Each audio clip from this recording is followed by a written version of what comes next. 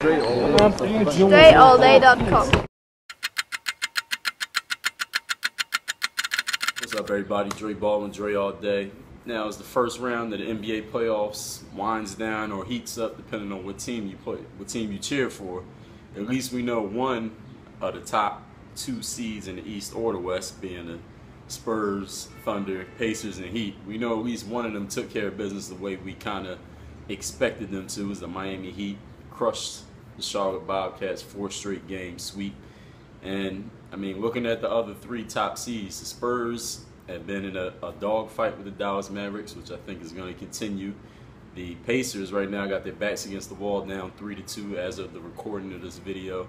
And the Oklahoma City Thunder just tied it up 2-2 with Memphis in a series that looks like it's going to go 7. So the Heat are going to get a good amount of rest, as the team they're going to face was going to be either Brooklyn or Toronto. They're tied in the 2-2 series right now, in a series that I could definitely see going 7 also. They came out, took care of business after a whole season of people saying that they were cruising, they were coasting, they weren't playing as hard. The Heat's BSing.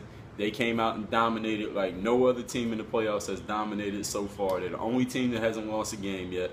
Let's take a look at some of the things that their dynamic duo, being LeBron James and Dwayne Wade, did to close this series out, and then what we're looking at in the future for the defending champs. This double high post play is great for the Heat because they can put different players in different positions. Wade and LeBron can both play the high post or those cutters coming from the corners, and they're both dynamic when they catch the ball on the move. LeBron James is much more than a scorer, but you don't want to send him to the free throw line early in the game on plays like this. Can't be caught reaching in. Same thing happens later in the first quarter with Gerald Henderson. You just don't want to let LeBron get going making shots. You know, when he starts hitting threes, Charlotte remembers that 16 Wade is one of the best post-scoring guards in the history of basketball, and as his athleticism deteriorates, I think we're going to see a lot more of this from D. Wade in the next few years for the Heat.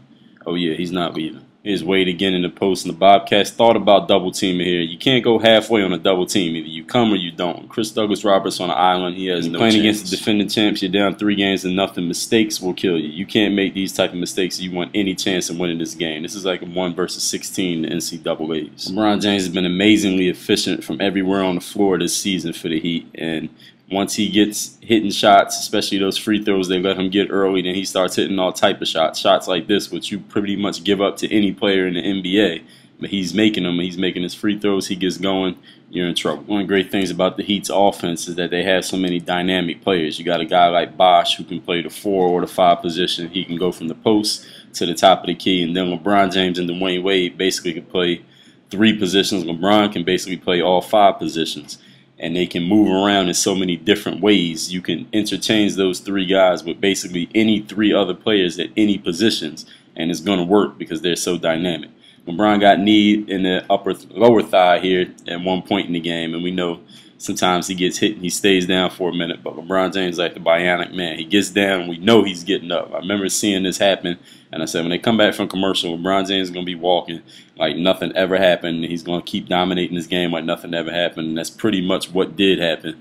One of the reasons why this team is so great, they got the most dynamic player in the game, and he just doesn't get hurt. LeBron James is not the greatest three-point shooter out there, but when you let him get going with free throws and easy breakaway dunks like that steal he got earlier, then he starts hitting these, and that's when he gets a little bit more of the same. LeBron James, can be the screener, he can be the passer in a pick-and-roll situation, and wherever he catches the ball, he's a threat.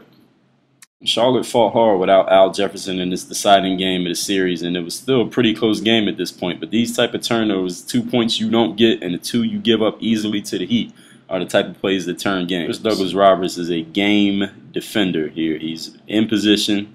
He's got his feet set. He's ready to defend whatever LeBron brings, but the problem is LeBron's just too big, too strong for him. And with that shot, he's just too talented. I mean, there's nothing you can do about that.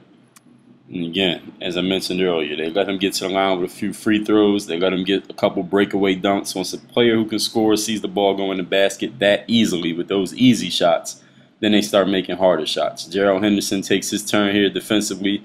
He's ready to defend. Well, LeBron just faces him up and knocks the shot down like he's not even there. And again, you got 2 of the most athletic guys off the bounce in the NBA in Dwayne Wade and LeBron James, but they're also 2 of the toughest guys to guard in the post. So that's what makes the Heat's offense so dynamic. Again, LeBron catches the ball there, waits for Gerald Henderson to come play defense. Then he says, you know what, I'm going to just hit a turnaround J on you. And you got a guy that's 6'8", over 250 pounds, who can move that quickly and still finish through a big guy like Gerald Henderson. I mean, there's nothing more to say. Bobcats missed a shot here. Look at everybody jogging back on defense. How do you not locate Dwayne Wade? Goodbye, Bobcats. We'll see you next year as the Hornets. Game over. All right, now with this series over, we don't even know who the Heat's playing next. They either going to have the Raptors or the Brooklyn Nets. Either way, they're going to have home court advantage. I think it would be very interesting to see either, because the Raptors would have won their first playoff series in a long time, their first as the group that they have together now. And I think it'd be really exciting for the fans in Toronto to have the defending champion Heat come up there for some playoff games. Those will definitely be fun to watch. The crowd's going to be going crazy. And as far as Brooklyn, it's the same thing. Brooklyn has this grizzled veteran team who swept the Heat 4-0 during the regular season series. They, for whatever reason, believe they can beat the Heat in the series. I definitely don't believe that, because LeBron James and Dwayne Wade are both better than anybody Brooklyn has, as is Chris Bosh. But they think they can, and that's what's going to make it an interesting series, because they think they can win. Not the fact that they could, but the fact that they think they can. And seeing Miami come up to Brooklyn for that series, the crowd there will also be going crazy. So either way, I think it's going to be a great second-round series to watch. I'm going with the Miami Heat to win their second-round series. I'm going to give it either 5 or 6 games, depending on who they play and how this first-round series plays out. LeBron James is still the best player in the game. He's not going to get the MVP award because KD did have a better season this year. But LeBron's still the best player. I see the Heat stomping through the second round, and I think their conference finals matchup might be less of a challenge than their second-round matchup, depending on who they face. But let me know what you think here in the comments. Work on your game. Dre all day.